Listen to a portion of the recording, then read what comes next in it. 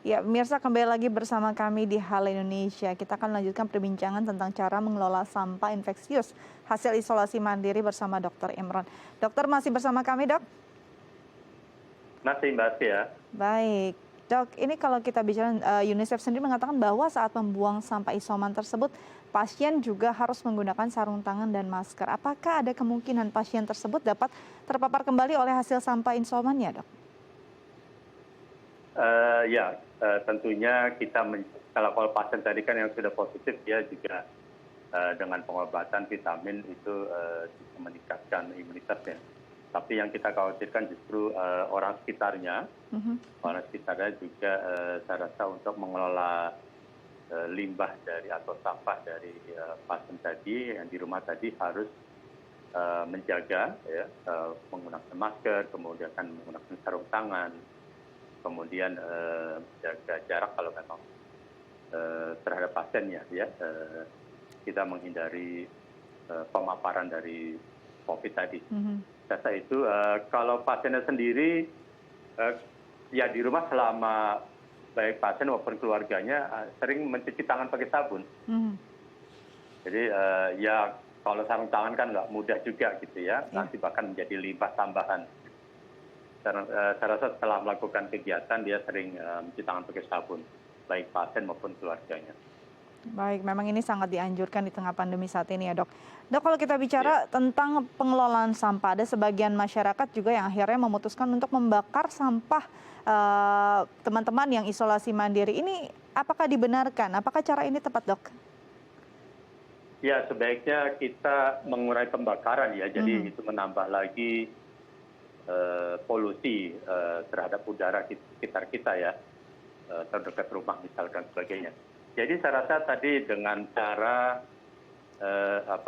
direndam dalam cairan sabun atau desinfeksi ya, desinfektan, kemudian dalam sampah khusus memang harusnya ada petugas dinas kebersihan membedakan ini adalah limbah infeksius, nanti akan jalurnya sendiri ya, tidak disamakan dengan limbah atau sampah biasa. Jadi limbah spesifik infeksius dari rumah tangga.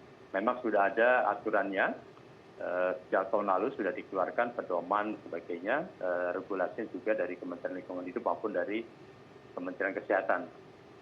Kita memang satgas-satgas jadi di tingkat rumah tangga harus memahami ini tentang pembuangan limbah tadi. Baik.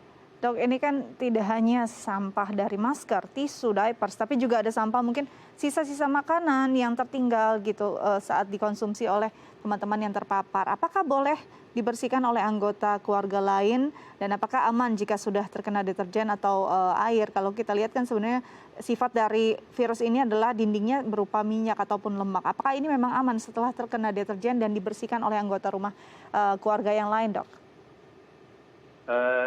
Selama masih bisa dilakukan oleh pasien, memang tadi pasien sendiri ya, tapi walaupun tetap mencuci tangan pakai sabun itu harus rutin ya, baik bagi pasien maupun yang membantu di rumah.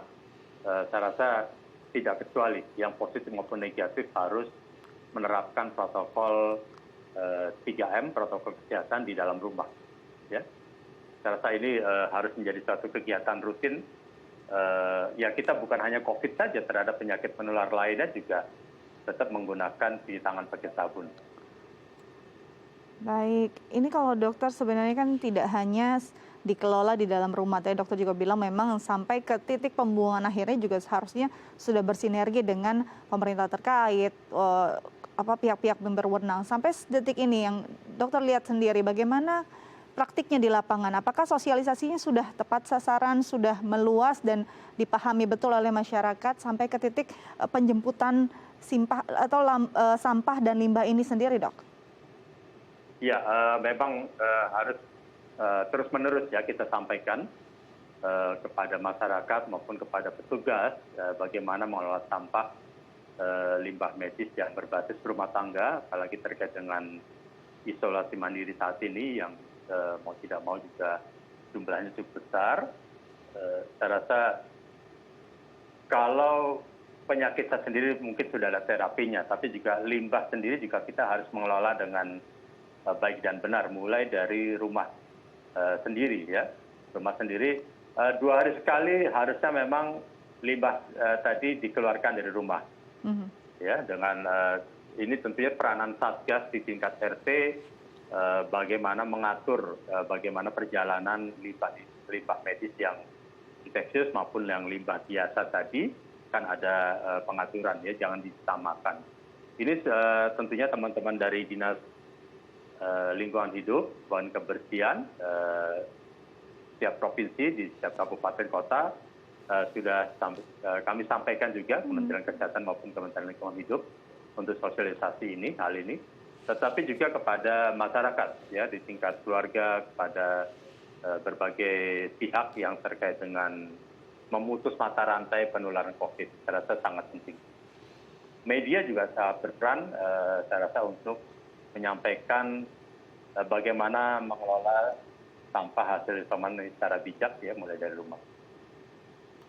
Baik, jadi memang ini butuh perhatian besar dari seluruh stakeholder sendiri, seluruh masyarakat yang bersinergi juga dengan pemerintah dan pihak-pihak terkait. Semoga ini bisa dikelola dengan baik dan tidak jadi paparan lebih jauh dan bisa memutus rantai penyebaran COVID-19 ya, Dok. Dok, Ya. terima kasih sudah berbagi bersama kami di Halo Indonesia. Sama-sama. Tetap jaga kesehatan dan Ya. selamat kembali beraktivitas. Oke, terima kasih. Baik pemirsa, selanjutnya kita akan menghadirkan informasi menarik lainnya. Karena itu jangan kemana-mana, tetap bersama kami di Halo Indonesia.